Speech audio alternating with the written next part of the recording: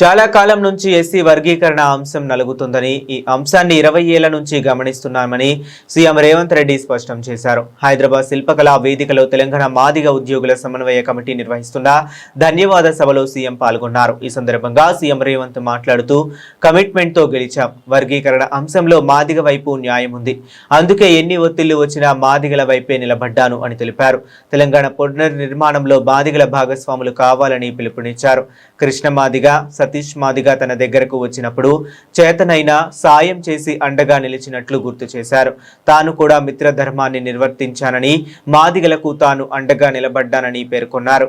తానా శక్తి ఉన్నంత వరకు మీకు సాయం చేస్తాను అని సీఎం రేవంత్ తెలిపారు. పెద్దలు ఉత్తమ్ కుమార్ రెడ్డి గారు, దామోదర్ రాజనరసింహ గారు, డాక్టర్ మల్లు రవి గారు, సీతక్క గారు, శ్రీధర్ బాబు గారు, కమిషన్ చైర్పర్సన్ షమీం అఖ్తర్ గారు, చాలా మంది అధికారులు, చాలా మంది వాళ్ళైన పాత్ర వాళ్ళు పోషించిండ్రు. సమయ స్ఫూర్తితో వ్యవహరించిండ్రు. దాన్ని ఒక చట్టబద్ధత కల్పించి ఈనాడు మాదిగ ఉపకులాల వర్గీకరణను అమలు చేస్తున్న మొదటి రాష్ట్రంగా తెలంగాణ రాష్ట్రం ముందున్నదని ఇక్కడ నిలబడి మాట్లాడడానికి నాకు చాలా సంతోషం కలిగిస్తున్నది. సుప్రీంకోర్టు ఆదేశాల తర్వాత ఈ దేశంలో మొట్టమొదటి శాసనసభలో మనమే ప్రకటన చేసుకున్నాం. ఈ దేశంలో మొట్టమొదటి రాష్ట్రం మాదిగ ఉపకులాల వర్గీకరణను అమలు చేసి దేశానికి ఆదర్శంగా నిలబడ్డాం. వర్గీకరణ అన్ని సమస్యలకు పరిష్కారం చూపించిందా అంటే చూపించకపోయి ఉండొచ్చు. మిగతా సమస్యలు ప్రొఫెసర్ కాసిం గారు చాలా విషయాలు ప్రస్తావించారు. ప్రమోషన్ల విషయంలో కావచ్చు,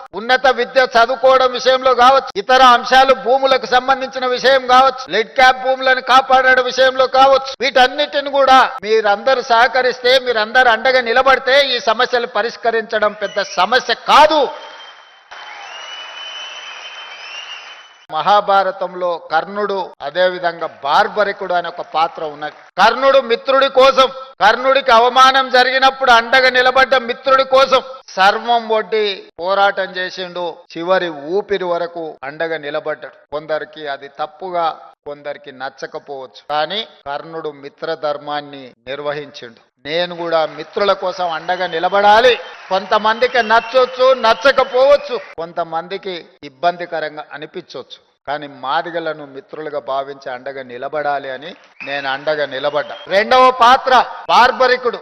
భీమసేనుడి కుమారుడు ఘటోత్కచుని కొడుకు పేరు బార్బరికుడు. మరి ఆయన ప్రత్యేకత ఏందని మీరు అనుకోవచ్చు. బార్బరికుడి ఉన్న ఒకే ఒక్క గొప్ప లక్షణం, బలహీనుల పక్షాన నిలబడి కొట్లాడడమే అతనికి ఉన్న గొప్ప లక్షణం.